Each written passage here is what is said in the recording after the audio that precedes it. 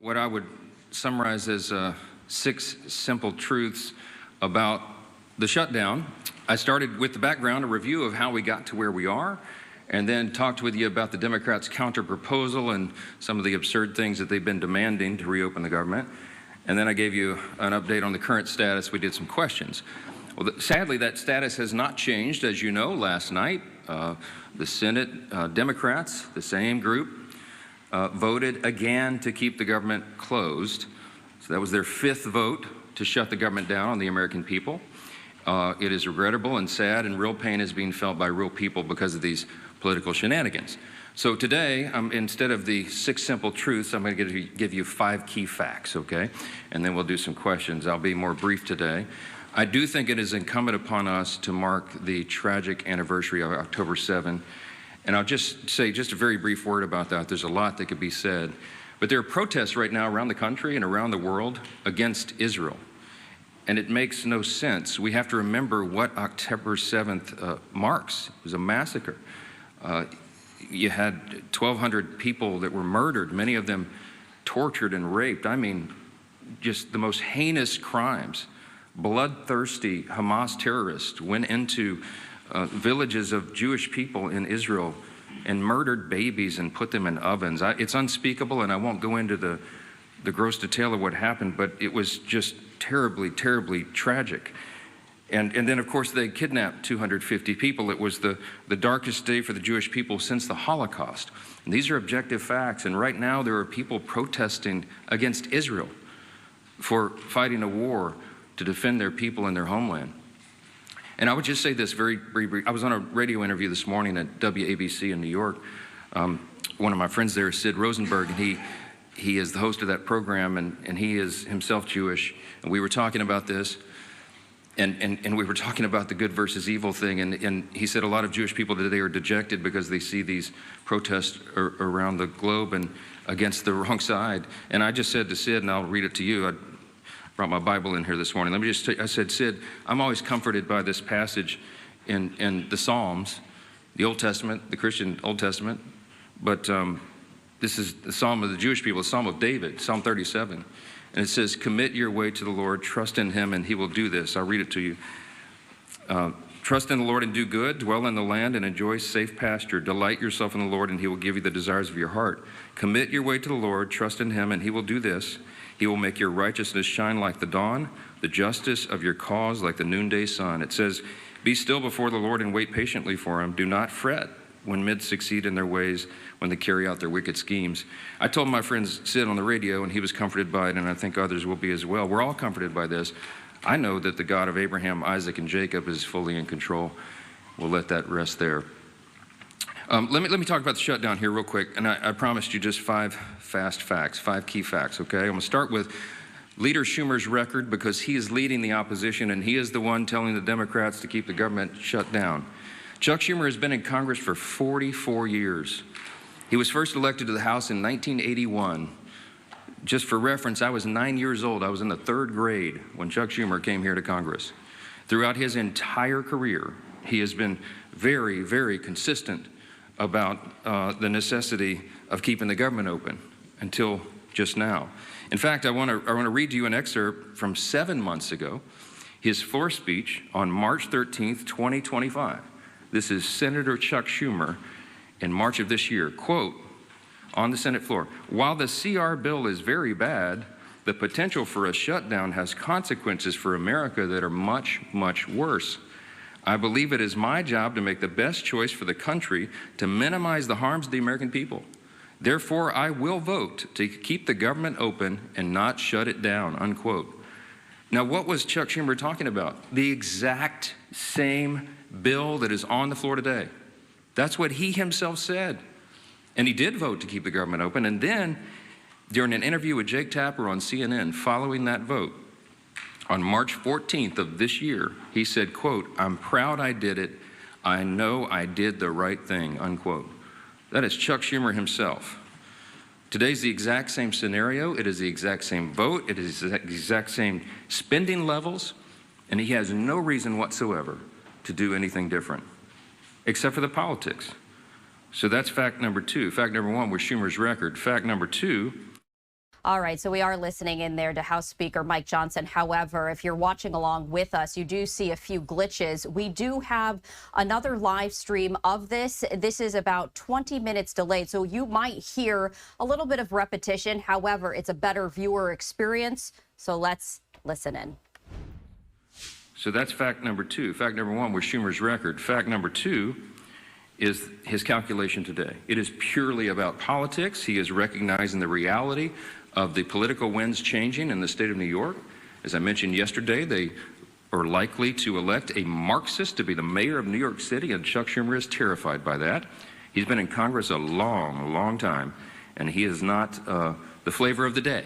He's not far enough left for the Marxist, and he knows he's going to get a challenge from his left flank. So he has to show a fight against President Trump, no matter how ridiculous it is, no matter how distracting it may be to the actual issues of the day. He's got to do that. Democrats have been in the political wilderness since last year's election. I got a couple of numbers for you here. Just over a week ago, Quinnipiac released the latest poll, the lowest favorability rating for the Democrat Party ever recorded. They're at about 30%.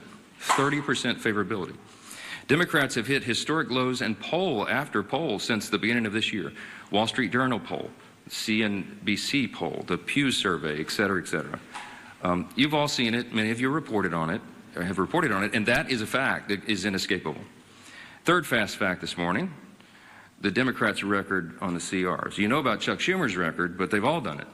Democrats and Republicans have worked together to pass 13 CRs to keep the government open under the Biden administration in the previous four-year term. Democrats supported every CR close to unanimously in the House and the Senate. In fact, their average is 99%. 99% of the Democrats who are voting no right now voted yes 13 times on the almost exact same, word for word, very simple CRs to keep the government open. But they won't do it now. The fourth fast fact this morning is the actual cost of the Democrats' CR counterproposal. I showed you all the graphics and all the evidence, and it's still there on my website at speaker.gov. You can go and see. The Democrats' counterproposal, what they're demanding to reopen the government and get it working for the American people again, would result in nearly $200 billion being spent on health care services for illegal immigrants and other non-citizens. It's enough to fund the entire children's health insurance program, $200 billion. And that's just part of the $1.5 trillion in new spending that they want to hoist upon the American people for big liberal wish lists in the middle of a very simple 7-week stopgap funding measure to keep the lights on. Fifth fast fact, and I'll take your questions, the cost of the government shutdowns for real people. So this results in crippling economic losses right now. These are the latest numbers. We've been assembling these, and I'm sure many of you all have been reporting on it. Each week the shutdown continues, it will wipe out an estimated $15 billion in our gross domestic product in our country. A month-long shutdown would mean not just 750,000 federal civilian employees furloughed right now, but an additional 43,000 more unemployed Americans across the economy, because that is the effect, the ripple effect that it has in the private sector. You could go state by state, and we could have charts and graphs this morning and show you what it's going to mean to every state. But what the shutdown means in the state of New York, for example, that's Chuck Schumer's state. The impact there is a decline of $1.2 billion per month in GDP. That is the pain that is being wrought. And I, again, have to mention that when you shut down, as they have, women, infants, and children nutrition programs, veterans health services, the disabled, the elderly who receive health care at home, all these programs are now being shuttered because the funding streams have stopped. We have troops, we have Border Patrol agents, TSA agents that are all serving, protecting all of us, protecting the country without pay right now. Real hardships for real families, and it cannot drag on any longer. We are pleading with the Democrats in the Senate to do the right thing. The Republicans are united 100%, and we have proven it with our votes. The President, the Republicans in the Senate, and of course the Republicans in the House have done the right thing. We have all advocated to keep the government open. We have all voted repeatedly, over and over, to keep the government open. And it comes down to the necessity of 60 votes in the Senate. We only have 53 Republicans. And so we have to have a handful of Democrats who will wake up and do the right thing and stop inflicting pain on the American people so that they can score political points.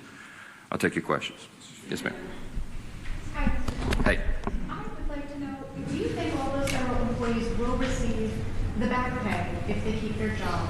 And then also, we saw in the Democrats' CR almost $500 million for PBS and NPR, $174,000 in death benefits to those 3 Democrat lawmakers' families who recently passed away, $437 million for the European Bank. Could you also comment on those 3 provisions too? Yes, I mentioned in the counterproposal, the CR for the Democrats presented, it's $1.5 trillion. And if you go through it, and we have, and you analyze what it is they're requesting, it's a list of absurd priorities. They know that we could never do that and would never do it because it's wrong. For example, they want to give $500 million back to the Corporation for Public Broadcasting. In the One Big Beautiful Bill, we eliminated that line. We don't believe that taxpayers should be funding biased news organizations and subsidizing their operations. That might have made sense 30 or 40 years ago. But you don't need that service anymore. Look how many media outlets are present in the room this morning. Media and information is ubiquitous. It's 24/7. It's live all the time, and it's on the internet. We don't need taxpayers funding that, and they were all left-leaning, biased organizations. We're not doing that again. And some of these other priorities that you mentioned, there are many that we could list that are just outrageous. It has nothing to do with the current proposal to keep the government in operation for 7 more weeks so that we continue the appropriations process. We're trying to fund the government, and you need Republicans and Democrats to work together to get that done. With regard to whether the furloughed civilian employees of the federal government will receive back pay, it is true that in previous shutdowns, many or most of them have been paid for the time that they were furloughed. But there is new legal analysis. I don't know the details. I just saw a headline this morning. I'm not read in on it, and I haven't spoken to the White House about it. But there are some legal analysts who are saying that that may not be appropriate or necessary in terms of the law requiring that back pay be provided. So I'm sure that'll be there will be a lot of discussion about that. But there are legal analysts who think that that is not something that government should do. That, if that is true, that should turn up the urgency and the necessity of the Democrats doing the right thing here. Even more pain, more than I just listed, for more people. So we got to figure it out. Back row, yes, sir. Speaker, you've spoken repeatedly since the shutdown began about the impact on FEMA, the National Flood Insurance Program. Talk about how you're from a hurricane state. If this is a priority for you, why not bring the House back and vote on a reauthorization for NFIP or for WIC or troops pay or all those things for that matter? Well, there's a lot of issues that we need to address, and we work on flood insurance, the flood insurance program all the time, those of us in hurricane states. But the work of the House has been done, and we have to get the Senate to reopen the government so that we can come back and handle all of these very important end-of-the-year issues. There's a lot of things on the table. FEMA has sufficient resources right now to do that. We do have to extend the flood insurance program, annually, effectively, to make sure that it's there. But we'll do that. We'll do it in due course. There's a lot of end-of-year issues that are being conflated with this very simple issue of keeping the government open. And that is the first and most immediate priority, and we must use every leverage point we have to force the Democrats to do that. And that's why we're handling the schedule the way we are. Yes, sir. Yeah. Thanks, sir. You've talked about Leader Schumer's record with regard to continuing resolutions. Your record, you voted against continuing resolutions in the past, including when Speaker McCarthy was the Speaker. How do you explain your stance now versus yours previously? Yeah, different circumstances, different times. When we did CRs in the past, you had leverage points of things that when the Democrats were trying to put their partisan priorities in, we were trying to use whatever leverage we had in the minority to take them out. Very important distinction right now. We did not put in Republican priorities in the clean CR. I could have put some of our priorities or poison pills or things that Democrats had done in the past to us. We didn't. And that's why there's nothing to negotiate right now. People say, why aren't you negotiating? I don't have anything to offer. I can't go to a clean CR and say, let me pull off the Republican priority and make it more palatable for you, because we didn't add that in. It's simply a status quo continuance. One of the things we objected to back then was these were Biden-level policies and spending. I still object to that. But what I'm trying to do is keep the government open so that we can readjust those things. And as I gave you the long background yesterday, the summary of how we got to where we are, the appropriations process is working again. And we're going to be able to reprioritize federal spending, but we have to allow the time for that to continue, and we need 7 more weeks. But every day that they keep the government open, it gives us less time to finish the job. McCarthy was the speaker and you guys had the majority in 2023. Yeah, well, we had divided government as well, right? The Democrats were, Chuck Schumer was over here negotiating in the Senate, and that's what's so ironic about it. When we were in the Oval Office, Chuck Schumer looked the president in the eyes and said, I've always been very fair. I've always allowed the Republicans their priorities. And I just looked at him like, oh, what? I'm sitting right here. I was the guy you were negotiating with. I called him at the 11th hour, I remember very vividly, and asked him not to put in a terrible poison pill that was a big Democrat priority that is outrageous to the conservatives. And he said, yeah, I'm sorry, Speaker, can't help you, and literally hung up on me, you know. So now he wants me to be a fair broker. I have been. I gave him much more grace than he ever deserved. Yes, sir. Jake, sir. As a matter of principle on the back pay, I mean, understanding that there are people who have opinions about everything and analysis about everything, do you believe as a matter of principle that furloughed workers should receive back pay?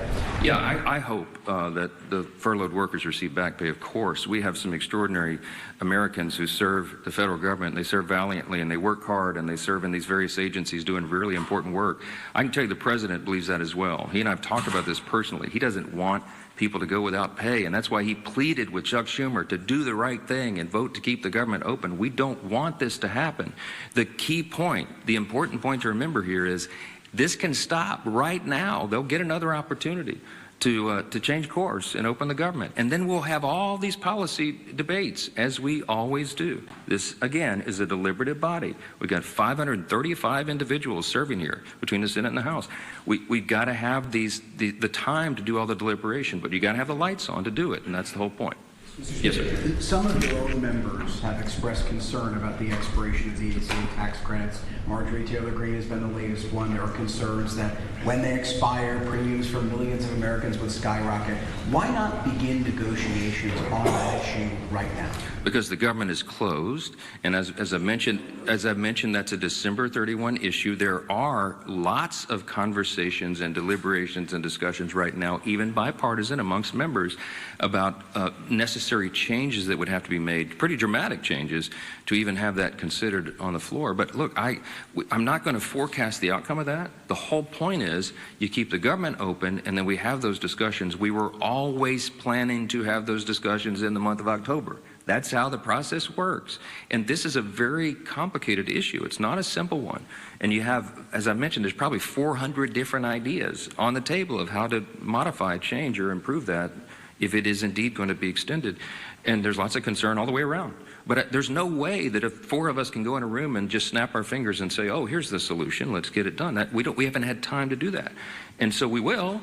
But we have to get the lights back on and get everybody here working again in their committees, through their processes, and on the floor in order to have fruitful conversations about that. So we'll hope that we'll do it. Yes, sir. Congresswoman Greene specifically said that Republicans do not have a plan to deal with health care. Congresswoman Greene does not serve on the committees of jurisdiction that deal with those specialized issues, and she's probably not read in on some of that because they've still been sort of in their silos of the people who specialize in those issues. When we get the conference back and when everybody's back together, we'll go through a lot of that. I mean, I've spoken personally to a number of members in the last 3 days, Republicans, from the most conservative member to the more moderate member, with their various ideas on that. There's a lot of work that's been done on that. It's implied as if this has been some sort of ignored issue. It's not that at all. Okay, but everybody's entitled to their opinion. I mean, not everyone knows everything. Congress is a very complex organization, operation, institution with lots of things going on in lots of different areas of committees of jurisdiction. And no one member has read in on everything that happens because that would be an impossible amount of information. Last question. Yeah, let me go front. Yes, sir. President Trump yesterday expressed a willingness to work with Democrats on the health care issue. You say that's not going to happen so long as the government is shut down. Does that change your calculus that the president says that he wants to see some kind of a negotiation or discussion on this, even if the government is shut down? Yeah, I don't know if you saw his truth after that was reported, but he made very clear that, yes, he's happy to sit down and talk with Democrats about health care or anything as soon as they reopen the government. And we are 100% consistent and united on that. I spoke to the president at length yesterday about that very thing. And yes, he wants to solve problems. The president is a deal maker. He likes to figure these things out and works towards solutions. And that's why he's a bold, strong leader that America needs right now. I'm excited to work with him on that. I have the exact same opinion and position. But again, none of this can happen until the Democrats stop inflicting pain on the American people and turn the lights back on in Congress and get everybody back to work. I certainly pray and hope that they will do that and they don't drag this on for political purposes. Thank you all so much. Mr. Speaker, when will you swear in Ms. Grijalva?